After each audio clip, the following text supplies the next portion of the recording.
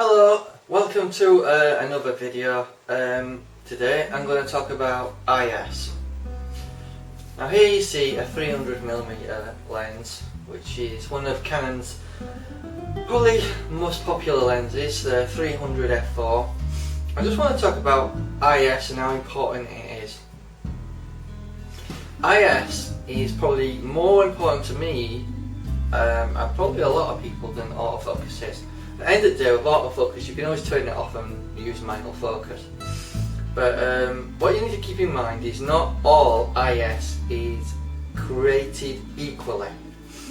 Some have 1 stop, 2, 3 and 4.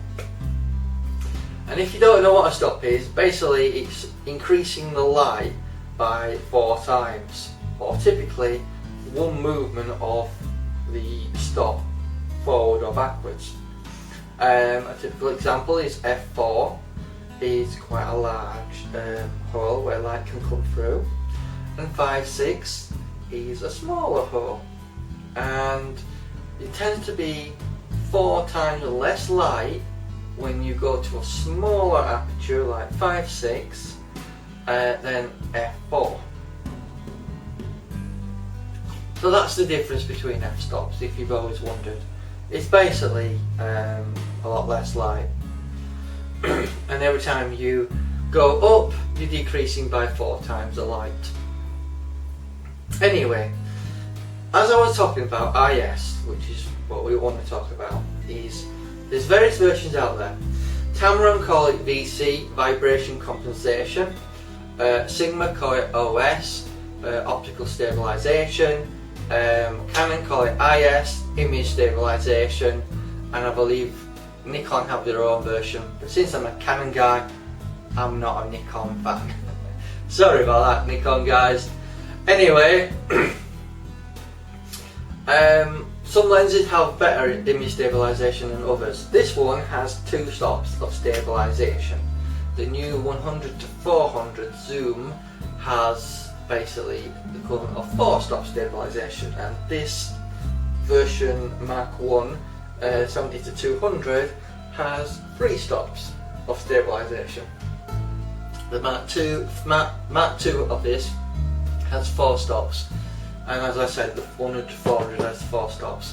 What that means is, realistically speaking, is you can get the shutter speed really low, but sometimes it depends on your subject that you're trying to take a photo of. But really, if you're taking a picture of a bird flying very fast, then stabilization might not be that useful. However, if you're taking a picture of an animal that's not doing a lot, maybe they're eating or something, then a low shutter speed isn't going to be a major issue because they're not moving very fast.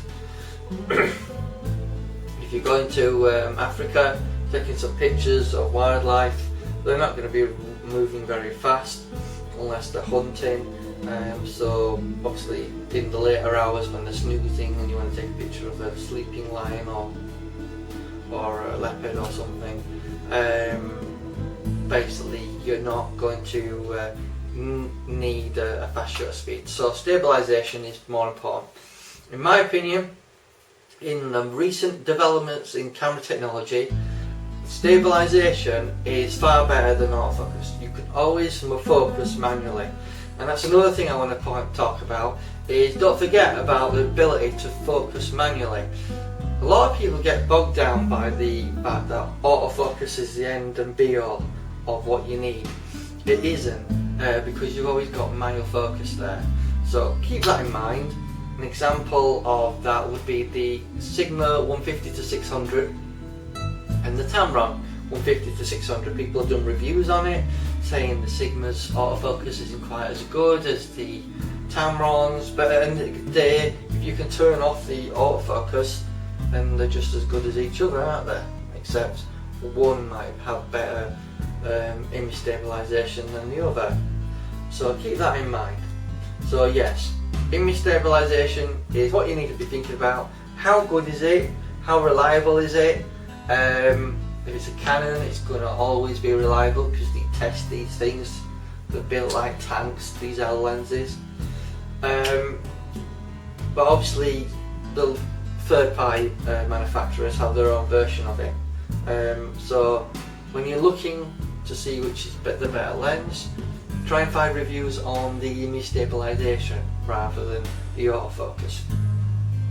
Another thing I want to talk about is image quality. Always look into that and investigate it, research it. To me, autofocus speeds is irrelevant.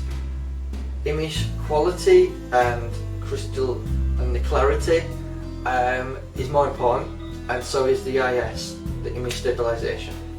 So whenever you're shopping for a lens and you're considering one over the other, like I have myself, I've been in that position. In fact, at the moment I'm considering the 150-600 Sigma and the 150-600 Tamron, which is better. The consensus is the Tamron's autofocus is better than the Sigmas, but then and they also sort of suggest that the image stabilization on the Tamron is better than the Sigmas. But then again, the Sigma is brand new and is ready for a firmware update, and you can always buy the dock and update it yourself. So basically, the question is in the air at the moment, which is the better OS, and that's what I would be bothered about.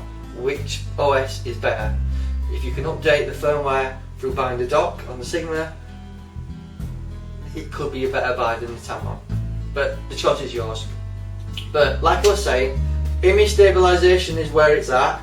Taking wildlife or sports, image stabilization is definitely, especially sports in particular.